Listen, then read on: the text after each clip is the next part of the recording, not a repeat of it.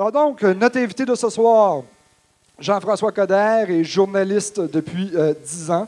Il est aujourd'hui, par obligation, chez ruefrontenac.com.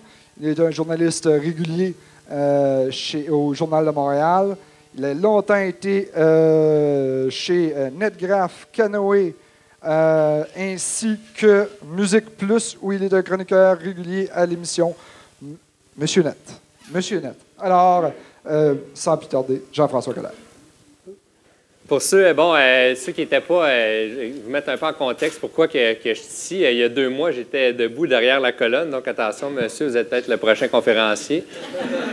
Mais pour le discours de Michel Sullivan, Michel Blanc, qui parlait, il était intitulé « Si j'étais propriétaire du Journal de Montréal ». Puis bon, c'est un peu un thème assez large, mais puis au lendemain de ça, il y a plusieurs trucs qui m'avaient interpellé. Puis j'avais même l'occasion de poser des questions pendant la conférence. Puis on a eu un peu un échange. Puis suite à ça, je suis ici comme en quelque sorte, m'étendre un peu sur une sorte de riposte, puis donner surtout, en fait, le point de vue des journalistes dans tout ce débat-là sur la mort des journaux, sur les médias sociaux, Facebook, Twitter.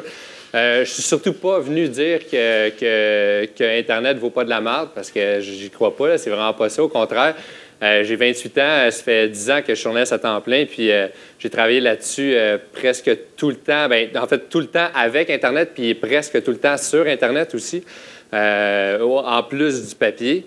Fait que c'est un outil que j'aime beaucoup. En fait, je n'imagine pas travailler sans ça maintenant. Je ne sais même pas comment que les plus vieux faisaient pour travailler sans ça dans le temps. Puis, tu sais, en même temps, je pense avoir un point de vue quand même, tu me laissais un peu représentatif de l'ensemble de mes collègues, parce que, bon, ça se parle beaucoup ailleurs, mais ça se parle beaucoup dans les salles de rédaction aussi, c'est sûr. Puis, on semble prendre pour acquis que les journalistes sont tous 45, 50, 60 ans, puis ils fument la pipe. Alors qu'en fait, la salle de rédaction des principaux quotidiens à Montréal est presque à 50 constituée de jeunes de moins de 30 ans ou moins de 35 ans. Dans les dernières années, ça s'est vraiment beaucoup renouvelé, je dirais peut-être depuis 6-7 ans. J'en suis un exemple. Là, je rentre au journal à 21 ans.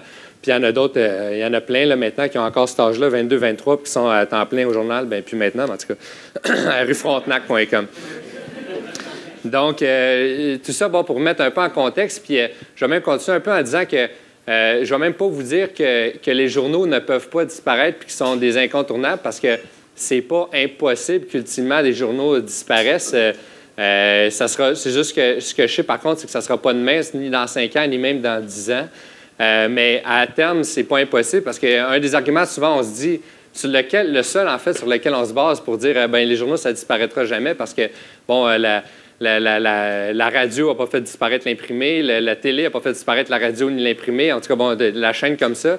Alors que donc, les journaux vont forcément rester, mais ce qu'on a tendance un peu à oublier là-dedans, c'est que de l'information radio, il s'en fait à peu près plus. Il reste de la radio, mais de l'information, à part Radio-Canada, il y en a très peu.